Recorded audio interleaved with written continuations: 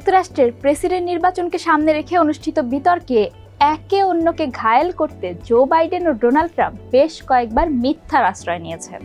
এপির সত্যতা যাচাই বলছে, ট্রাম্পের মিথ্যা বলার পাল্লা বাইডেনের তুলনায় বেশি ছিল। স্থানীয় সময় গত 27 জুন রাতে মার্কিন সংবাদ মাধ্যম CNN এর আটলান্টার স্টুডিওতে এই বিতর্ক অনুষ্ঠিত হয়। ভোটার ও দর্শক শ্রোতাদের বিভ্রান্ত করতে ডেমোক্র্যাট দলীয় প্রার্থী জো বাইডেন ও রিপাবলিকান প্রার্থী ডোনাল্ড ট্রাম্পের মধ্যে কে কতটা মিথ্যা ও ভুল তথ্য দিলেন তা যাচাই করেছে এপি। চলুন জেনে নেই কোন কোন বিষয়ে তারা মিথ্যা, ভুল ও অতিরঞ্জিত তথ্য দিয়েছেন। প্রায় 1.5 ঘন্টার এই বিতর্কে প্রেসিডেন্ট বাইডেন 35 মিনিট 41 সেকেন্ড কথা বলেছেন। অন্যদিকে সাবেক প্রেসিডেন্ট ট্রাম্প বলেন 40 মিনিট 12 সেকেন্ডের মতো। এ সময় যুক্তরাষ্ট্রের ক্যাপিটাল হিলে 2021 সালের 6 জানুয়ারি দেশটির তৎকালীন বিদায়ী প্রেসিডেন্ট ডোনাল্ড ট্রাম্পের উগ্র সমর্থকদের হামলার প্রসঙ্গ টেনে বিতর্কে ট্রাম্প বলেছেন, সেদিন ক্যাপিটাল হিলে যে অল্প সংখ্যক মানুষ গিয়েছিলেন তা নিয়ে কথা বলে তারা। সেদিন অনেক ক্ষেত্রে পুলিশই আগ বাড়িয়ে উস্কানি দিয়েছে।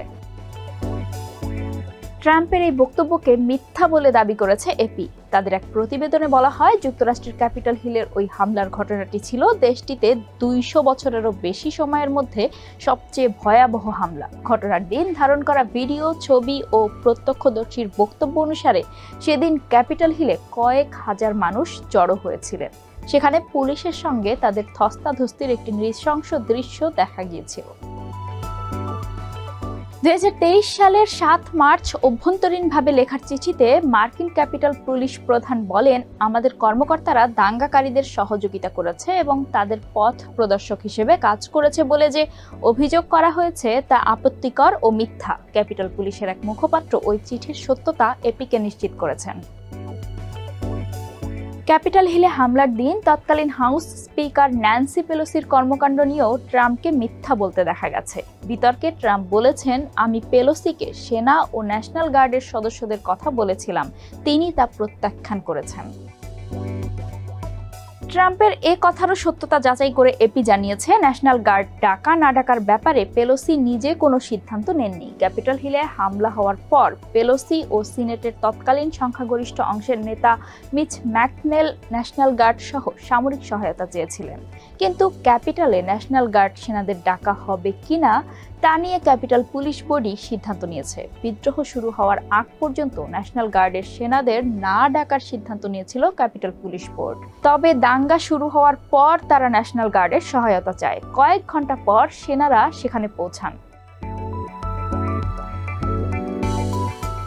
ট্রাম্প দাবি করেছেন, বাইডেন জনগণের কর 4 গুণ বাড়াতে চায়। এপির সত্যতা যাচাই বলছে, ট্রাম্পের এই কথাটি ঠিক নয়। ট্রাম্প তার বিভিন্ন নির্বাচনী সমাবেশেও এমন অভিযোগ করে থাকেন। সত্যিকার অর্থে যাদের আয় সীমা $4 লাখ কম, তাদের করের পরিমাণ যেন না বাড়ানো হয় তা নিশ্চিত করতে চান বাইডেন। করদাতাদের মধ্যে এমন আয়সীমার মানুষদের সংখ্যাই বেশি।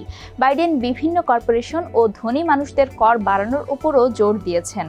আরও গুরুত্বপূর্ণ বিষয় হলো, ট্রাম্প যেমনটা দাবি করছেন ততটা কর বাড়ানোর কথা বাইডেনের বাজেট প্রস্তাবে উল্লেখ করা হয়নি। বাইডেন দাবি করেছেন, যুক্তরাষ্ট্রের অনেক মানুষকেই ইনসুলিন বাবদ মাসে $400 খরচ করতে হতো, তিনি তা $15 নামিয়ে এনেছেন। এপি বলছে, বাস্তবতা হচ্ছে বাইডেনের এই দাবি পুরোপুরি সঠিক নয়। যুক্তরাষ্ট্রে 2022 সালে বাইডেন স্বাক্ষরিত ইনফ্লেশন রিডাকশন অ্যাক্ট নামের আইনটি পাশ হয়। এর আওতায় মেডিকেয়ার নামের সরকারি স্বাস্থ্য বীমা সেবার আওতায় থাকা বয়স্ক মার্কিন নাগরিকদের জন্য পকেট ইনসুলিনের দাম $35 নির্ধারণ করা হয়। গত বছর থেকে আইনটি কার্যকর হয়েছে। তখন ওষুধ প্রস্তুতকারী কোম্পানিগুলোর অনেকেই ঘোষণা দিয়েছিল, বেসরকারি বীমা সুবিধার আওতায় থাকা বেশিরভাগ মানুষকেও তারা এই দামে ইনসুলিন দেবে। তবে বাইডেন নিয়মিতই এ নিয়ে বাড়িয়ে বলেন। তিনি বলেন, আগে মানুষ মাসে $400 করে পরিশোধে অভ্যস্ত ছিল। অথচ ডায়াবেটিসে আক্রান্ত মানুষদের, যাদের মেডিকেয়ার কিংবা বেসরকারি বীমা করা আছে, তাদের আইনটি প্রণয়নের আগে বছরে ইনসুলিন বাবদ $450 খরচ করতে হতো, মাসে নয়। 2022 সালের ডিসেম্বরে স্বাস্থ্য ও মানব সেবা বিভাগ প্রকাশিত এক গবেষণা প্রতিবেদন থেকে এমন তথ্য জানা গেছে বলে জানিয়েছে এপি। ট্রাম্প বিতর্কে অভিযোগ করেন বাইডেন প্রশাসন 8 মাসে 9 মাসে গর্ভপাতের এমনকি শিশুর জন্মের পরও মেরে ফেলার সুযোগ দিয়েছে। কিন্তু জন্মের পর শিশুকে মেরে ফেলার কথাটি ট্রাম্প যথার্থ বলেননি বলে জানিয়েছে এপি। যুক্তরাষ্ট্রের প্রতিটি অঙ্গরাজ্যে অবাঞ্ছিত নবজাতককে হত্যা করাকে অপরাধ বলে গণ্য করা হয়। জন্মের পর নবজাতককে হত্যার অনুমতি দিয়ে কোনো অঙ্গরাজ্যেই আইন পাশ হয়নি।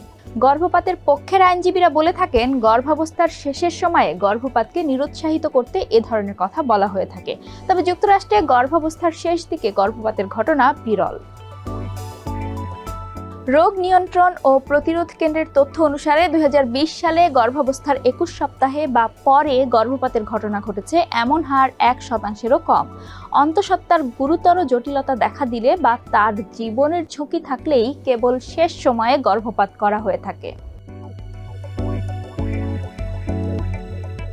ওয়াল স্ট্রিট জার্নালের সংবাদকর্মী ইভান গার্শকোভিচের রাশিয়ায় আটক হওয়া নিয়ে ট্রাম্প বাইডেনকে দোষারোপ করে বলেন, বাইডেনের উচিত ছিল আরও অনেক আগেই গার্শকোভিচকে মুক্ত করা। কিন্তু পুতিন সম্ভবত কোটি কোটি ডলার চাইছেন, কারণ এই ব্যক্তি প্রতিবারই তা পরিশোধ করেন। তবে আসল কথা হচ্ছে, জিম্মি কিংবা অন্যায্যভাবে আটকে রাখা মার্কিন নাগরিকদের মুক্ত করতে বাইডেন প্রতিবারই অর্থ পরিশোধ করেন বলে ট্রাম্প যে কথা বলেছেন তা ভুল। গার্শকোভিচকে মুক্তি দেওয়ার জন্য পুতিন অর্থ চাইছেন কিনা তারও কোনো প্রমাণ নেই। ট্রাম্প প্রশাসনের মতো বাইডেন প্রশাসনও অন্য দেশের সঙ্গে বন্দি বিনিময় চুক্তির মাধ্যমে বন্দীদের মুক্ত করে থাকে। এক্ষেত্রে অর্থের লেনদেন হয় না বা হওয়ার কোনো প্রমাণও নেই।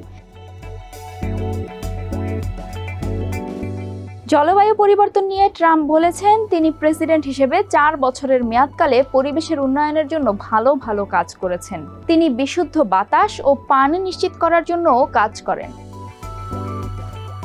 ট্রাম্পের এই দাবি বাস্তবতা থেকে অনেক দূরে। প্রেসিডেন্ট মেয়াদকালে ট্রাম্প উল্টো বিশুদ্ধ পানি সংক্রান্ত কিছু বিধি বাদ দিয়েছিলেন, কয়লা, তেল ও গ্যাস কোম্পানির উপর নিয়ন্ত্রণ শিথিল করেছিলেন, এমনকি প্যারিস জলবায়ু চুক্তি থেকে যুক্তরাষ্ট্রকে প্রত্যাহার করে নিয়েছিলেন।